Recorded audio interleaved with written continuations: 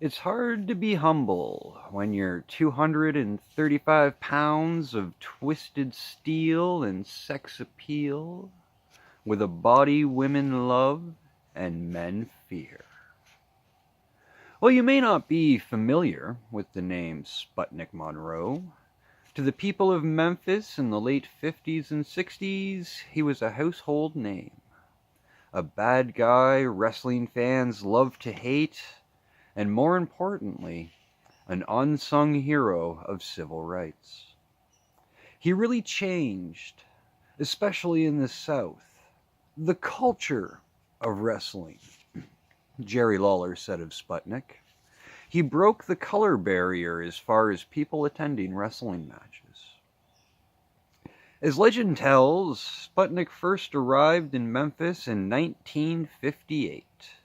During his journey, he picked up a black hitchhiker and had him drive the rest of the way to the show. Upon arriving, Sputnik and the hitchhiker began chatting, which drew more than a few stares from the crowd already there. Noticing the attention he was attracting, Sputnik played to the crowd, putting his arm around the hitchhiker and even kissing him on the cheek. This action caused one woman to declare he was a goddamn Sputnik, referencing the Soviet satellite that had recently launched. Little did that woman know she had launched Sputnik Monroe into notoriety, just like the satellite he shares his name with. Any heat is good heat when you're a heel, and Sputnik took full advantage. I went straight to Beale Street where the blacks hang out, Sputnik said, and from there, straight to jail.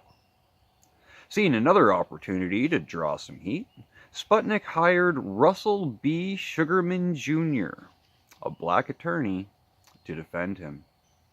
He was fined $26 and did not appeal. City Judge Boucher, Boushe, was quoted in local papers saying it was the first time he could recall a white man being represented in city court by a, quote, Negro attorney. I was on Beale Street that night, Sputnik said of the incident. I got arrested 3 or 4 times until that didn't work and the cops left me alone.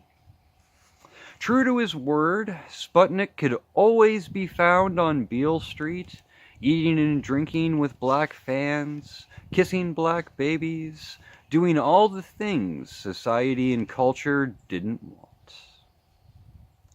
Ellis Auditorium, a mainstay of Memphis wrestling, only allowed blacks in the balconies, referred to as the Crow's Nest. This limited their seating to 75 or so people. Before long, the auditorium would be turning away more black fans than the white ones they allowed in general seating. Another opportunity arose for Sputnik, and once again he took full advantage. After convincing the black-only ticket window to sell tickets to everyone who wanted one, the Crow's Nest quickly overflowed, forcing blacks to sit in the empty seats of the white section. When he learned of the promoter's plan to remove the blacks, Sputnik put his foot down, saying, "If you can't make room for my friends, I'm leaving."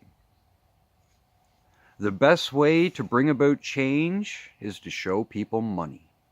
And through his connection with the black community, Sputnik did that very thing.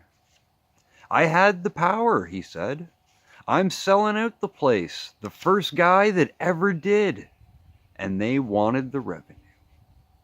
Before long, thousands of black fans were coming to see Sputnik in Memphis.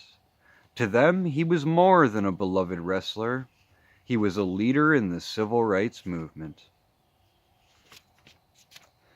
Perhaps the greatest summation of his time in Memphis comes from his former wife, Marjorie Bell. "I know he always felt they," meaning the black community, "didn't get a fair shake in life. and he wanted to make things better for them.